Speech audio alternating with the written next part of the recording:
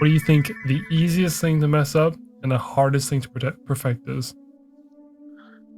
So I think that they're basically the same thing, um, for me at least, because I think that the most difficult thing to get right and the easiest thing to fuck up is just knowing when to stop, knowing Mm, when to stop working on the piece that you're working on, whether it's an illustration, a song, a garment, a purse, any kind of artwork, painting, sculpture. Learning when to stop is a really um, is a really good thing to know how to do, and mm. it's a lot more difficult than I think it sounds, because I feel like it's something that can typically only be learned with time.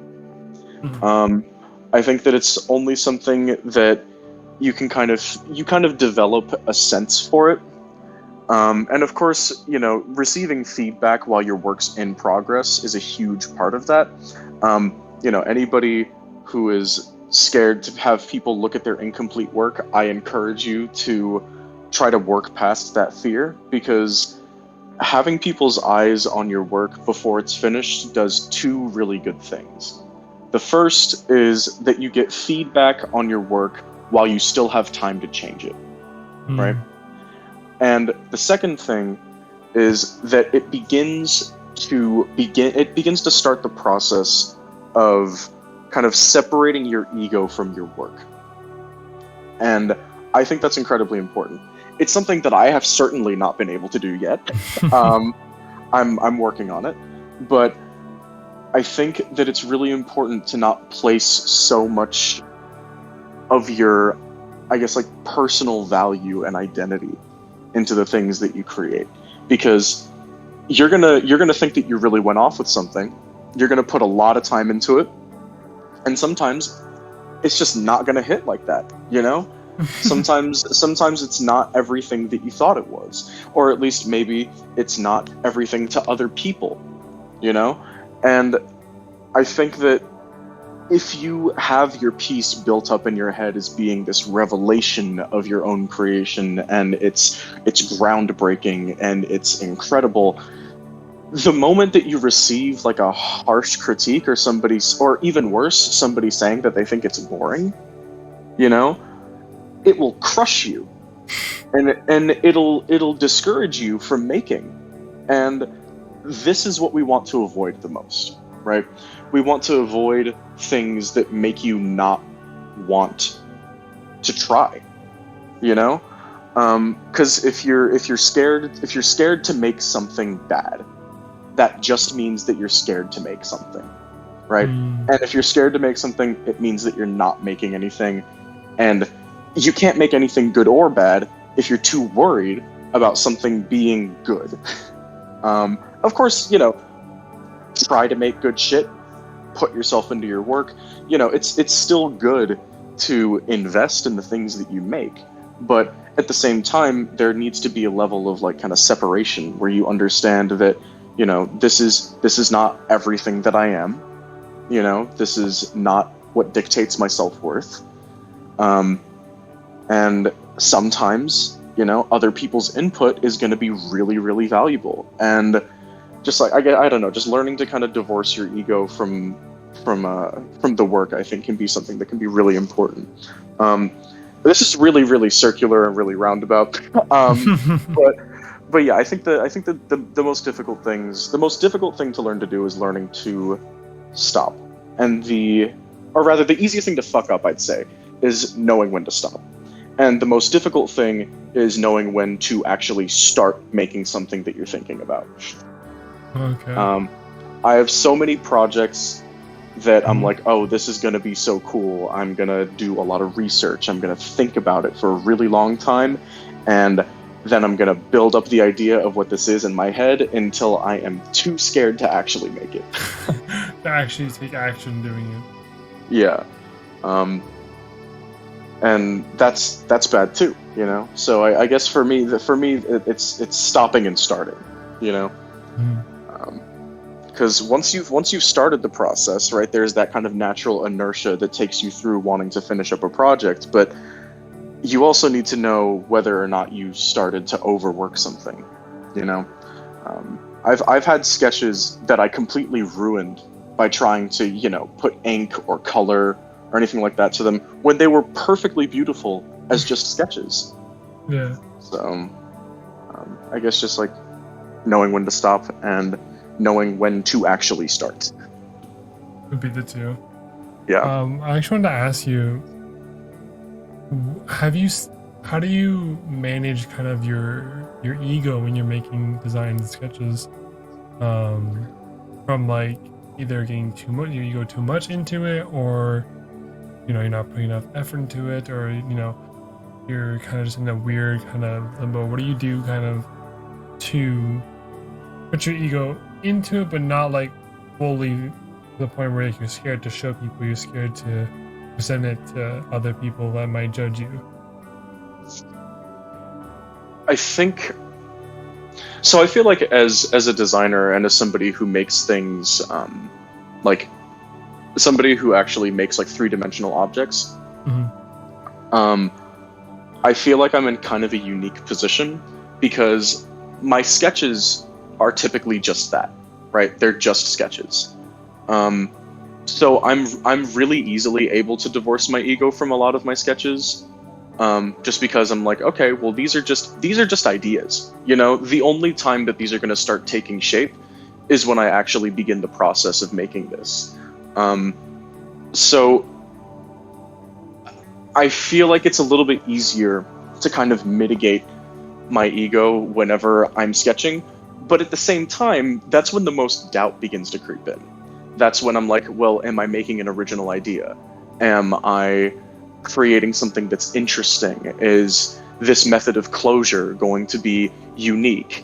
Am I being derivative? All of those different things. But once I kind of pick an idea and start actually making it, it feels like I'm able to kind of enter that flow state and stop caring about whether or not my idea is original or whether or not my idea is even good, because after a certain point, you got to see it through, Mm-hmm.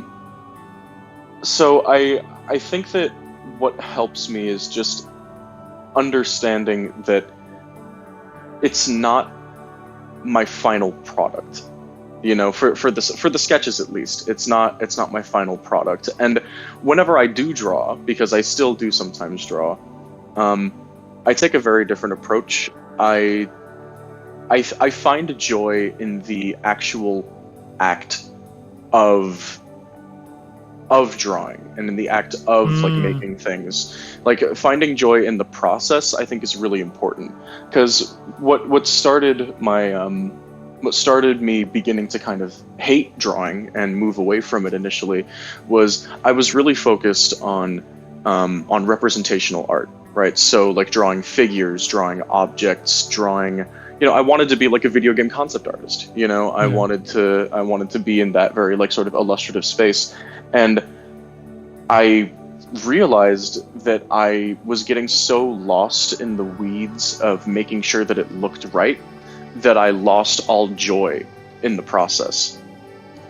So I took a really long time where I just didn't draw. And I focused completely on other aspects, on shoemaking, doing some writing, some photography. And that kind of, specifically shoemaking, was a really big thing for me because it really allowed me to kind of get a new perspective on creativity in general. It allowed me to let go of the image that I had in my head of what my piece was supposed to be and just trust the process. And whenever I came back to drawing, my approach was really, really different. I stopped trying to force certain kinds of media to obey me, and I instead began to kind of give way and let certain media and let certain mediums speak on their own. So I moved away from like, the fine tip liner pens, where every single stroke is controlled and it is dictated by what you want it to be and where you want to place it. and I moved more towards things like ink wash and watercolor, mediums where it was much more about the motion of making marks than it was about actually, perfectly depicting some kind of, some, Idea. I don't know, exactly, some idea, or like a location or a character or whatever. So, and it became much more about the joy of just creating an image than about trying to get a vision on paper. Okay. So, and yeah. I find like a lot of people just don't. Sorry, like you talking about how you've went like through different mediums is huge because I feel like a lot of people don't, I guess, explore different mediums. They kind of keep themselves in this. So, for example, let's say like photographer, videographer, whatever. They keep themselves in their one niche and then just ride with that. And when they get stuck in like a rut, they'll be like, I don't know what to do because like I don't feel like taking photos, and I don't feel like doing this, and they don't try and see like maybe videography could be a thing, maybe drawing, maybe graphic design. Yeah, I think it's really valuable to just like jump ship to something else, because oftentimes when people are in a rut, what do they usually say? I don't feel inspired, right? Well, inspiration, I feel like a lot of times is just new ideas being unconsciously combined with things that we already know. Yeah. And just sort of mashing together and creating something where it's like, oh, well, here's how I'll use this in order to accomplish this other thing, and whenever you're like in a single medium for so long, everything that you're pulling from begins to be the same. You're working with all the same tools. You have all of these different techniques, and you feel like you kind of hit this plateau. And I think that what really helps with that is just completely moving to something else entirely. Because what that'll do is that it'll help you gain a completely new perspective on what you were originally doing.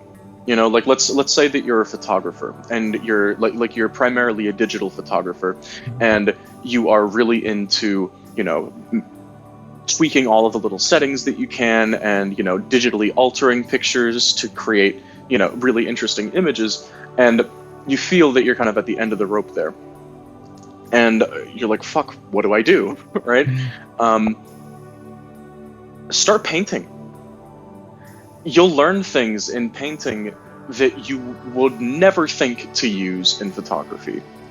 There are certain aspects of composition and depth and the way that you play with a medium on the surface of something that will actually force you, even just unconsciously, to consider photography in a different way. And once you bring in those new ideas from a new medium, your perspective will, it's not even up to you, it will be altered. And that alteration of your perspective will be so helpful for your original medium. It'll help you come back to it and see things in it that you've never seen before. And I find that really, really valuable. And I think that for a lot of people, it can really help them rekindle that joy of discovery that they feel whenever they, first fell in love with a particular medium. That's a really good way to put it, because I find it's you're basically starting fresh, and you're just getting your brain full of so much information from another medium that you can transfer to your current medium or the next medium or whatever. You could just constantly keep learning things. And what I wanted to kind of add to that as a question would be, with designing and just kind of being creative in general, what are your thoughts on being unique or staying unique with your work? Overrated. Yeah. Severely overrated. I think that the pressure to be unique and the pressure to be original absolutely destroys people's creativity.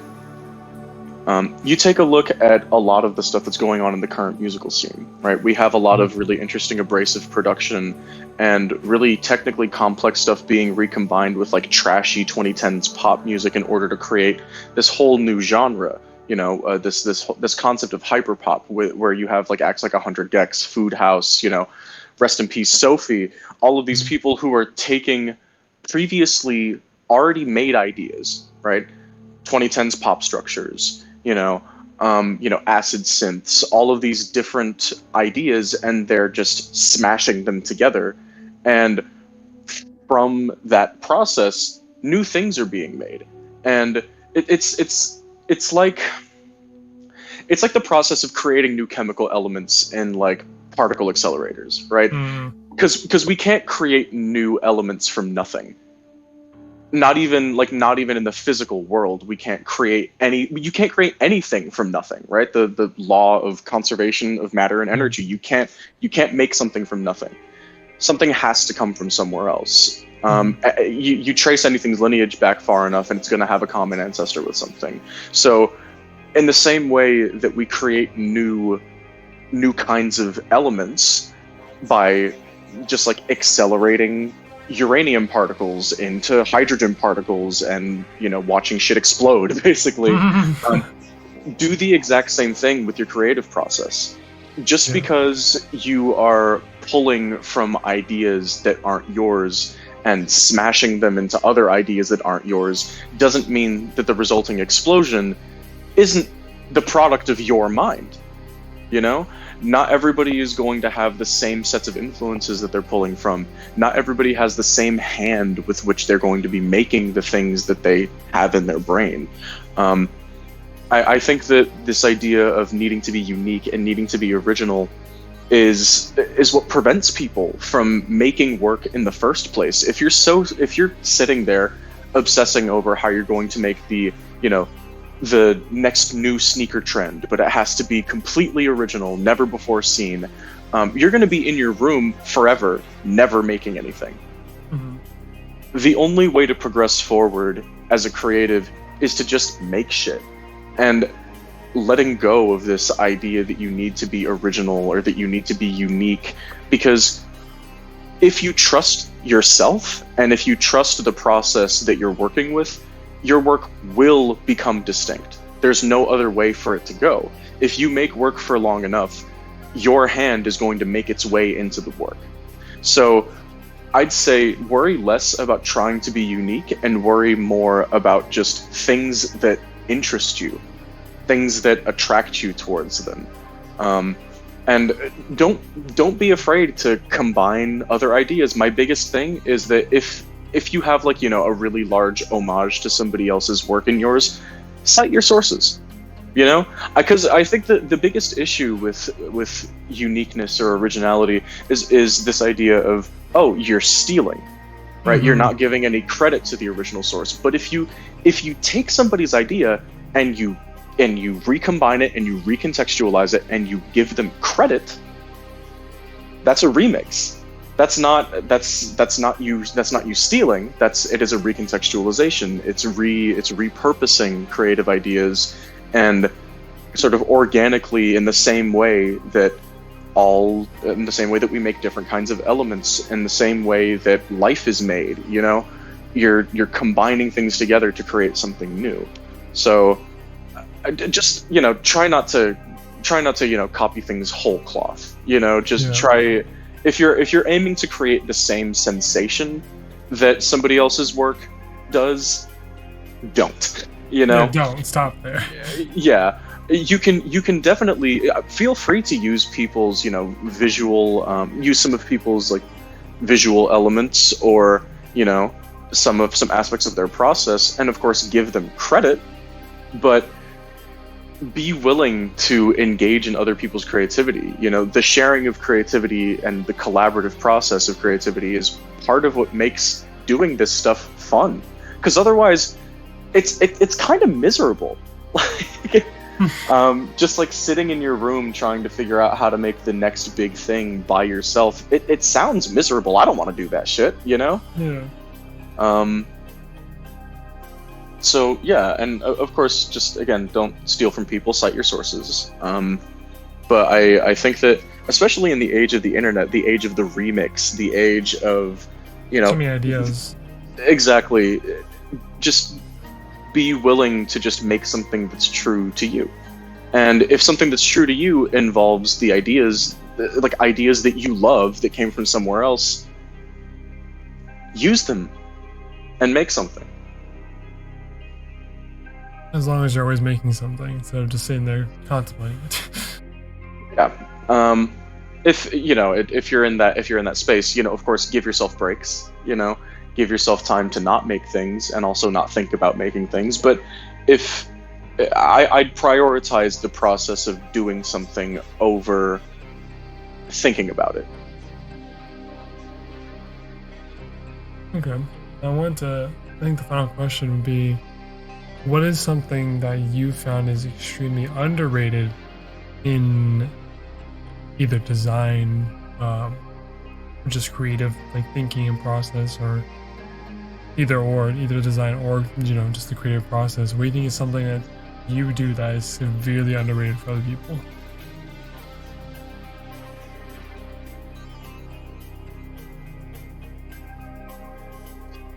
You know what? Speaking primarily as a fashion designer, Mm-hmm. um, buy good materials. Mm. I feel like, especially amongst young creatives who are strapped for cash, a lot of times they'll prioritize buying a lot of things over getting like high quality things. And I understand that everybody's financial situation is unique, and I'm not trying to say that if you can't buy top of the line materials, your work is shit. Yeah. I think that you should work with what you have, but I also think that you need to give thought to the raw materials that you're making things out of. Whenever I first started making shoes, a lot of my classmates ended up getting, a bunch of really cheap, chrome tanned, super thin, upholstery tier skins for a lot of their work. And while I still respect and really enjoy the work that they made, and there was a lot of creativity on display, whenever you begin to kind of invest in some of your materials, options begin to open up to you. There are certain things that, let's say, a good quality watercolor set. There are certain things that those paints can do that a cheaper kind of pan set just can't. And regardless of whether or not this is, regardless of whether or not we're talking about how expensive something is, because there are good quality, materials that can be found for relatively cheaply if you do your research. And that would be something that I would say: make sure that you research your materials and research what you're working with, because the materials that you use are going to dictate the limits of your creativity. And if you make sure that you get something that basically lets your ceiling be super high, then you'll be able to express yourself far more than you would with materials that would kind of restrict your capacities. So for me, that was saving, producing less work, but saving for higher quality leather than some of my classmates, because it allowed me to experiment with different dye processes. It allowed me to experiment with different kinds of manipulation techniques that other kinds of leather just wouldn't let you do. It allowed me to explore the natural beauty of leather in a way that like Air Force One leather just doesn't. So I think that regardless of price, being considerate towards the materials that you make things with is really underrated, especially amongst a lot of younger artists. I'm sure that the work that you'll make from whatever Material. whatever, like, yeah, whatever material you make, is, as long as you put your heart into it, is, and like you care about it, will be compelling. But you give yourself so many more options if you're willing to kind of research and invest in the materials that you work with. Okay. On that note, I think we're gonna wrap things up on the podcast. Let the people know where they can find you. Yeah, I'm on Instagram. My handle is friendly_obelisk, spelled exactly how it is in the dictionary. Um, and yeah, thank you for having me on. I It really was a pleasure. appreciated the opportunity.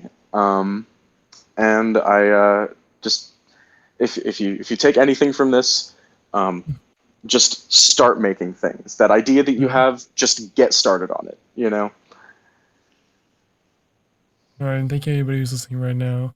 You're also available on YouTube, and anybody who's on YouTube, we're also available on Spotify, Google Podcasts, Apple Podcasts. And for all those links and more info, go to talkypodcast.com. If you want more info on Todd, the app will be in the title and in the show description. Thank you everybody for listening. We shall see you guys next week.